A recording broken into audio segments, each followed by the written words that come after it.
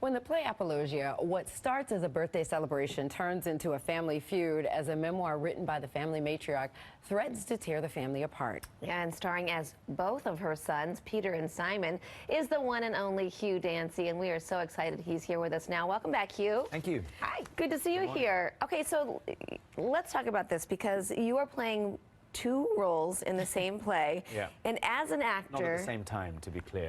Okay, good. Yeah. But as an actor, That's part good. of your job is preparing for the role, getting like ready, before every show. So do you give each character a little alone time? Like how do you prepare for each character? Is it different? It's quite a small theatre, and we're all crowded in together, so there's really no alone time for anybody. Yeah. No, you know, one of the two sons that I play, Simon, it's almost like a play within a play. There's a scene in the beginning of the second half, just Stockard Channing and myself playing my mother. And so we rehearse that alone. We go out and do it on stage every night alone. So it feels, to me, completely distinct from the rest of the play. So I have no problem. I'm very Going easily, back and forth. completely... I probably have some kind of problem, but I have no issue with it. Was that always the plan for this play, for the same actor to play those parts? Or? No, actually, I saw the play in London about 10 years, it would have been a little less, with two different actors playing that role. Oh, okay. And then it was, I think, a couple of years ago in London, somebody had this bright idea. The two brothers never appear on stage at the same time, yeah. Obviously. They both have very different kind of angles of attack on the same problem, which is really their upbringing and their issues with their mother. So it's kind of interesting to see it embodied by the same person. Yeah.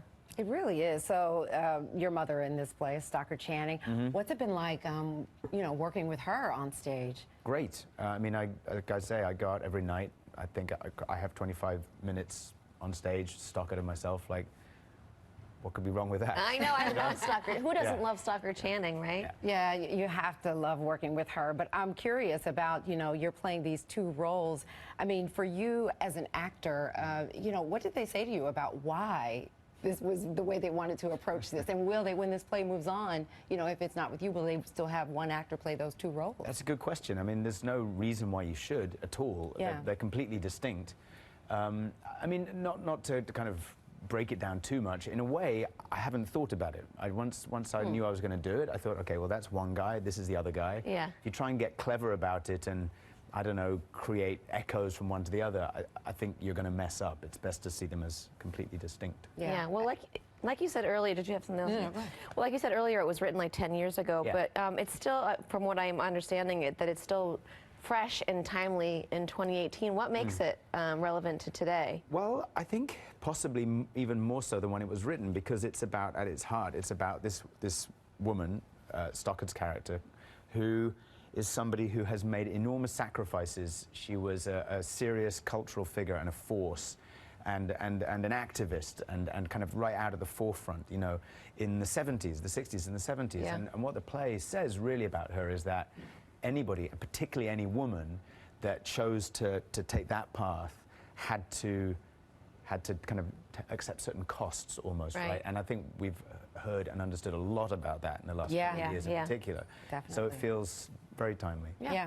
Let's switch gears for a second and talk about Hannibal. Yeah. No longer on air. People love you from that. And there's some chatter, some talk that it could be coming back. What can you tell us, and tell us everything? Oh, look, Do you want it there to? it is again. Yeah. Yes, I would. I mean, when we ended the third season, I remember thinking then, not knowing that we were not going to have a fourth season, that either way there would have to be some kind of time jump, right? Yeah. Either just like a little thing saying 3 years later or whatever, 10 years later, because we ended by, spoiler alert, falling off a cliff, you know. Yeah. Like there's some time got to pass. So I think we were, You need to recover. you know, unless you just got a very boring first episode. Right? Yeah. So I think that would make sense for the show. I know that everybody involved in it is game, but there's a lot of moving parts. Yeah, well, I look forward to hearing more about that, too, as it progresses. And you can catch Hugh in Apologia, playing now through December 16th at the Laura Pels Theater. For tickets and more info, head to roundabouttheater.org. Thanks so much for stopping by. Thank you. so much. Nice having you here.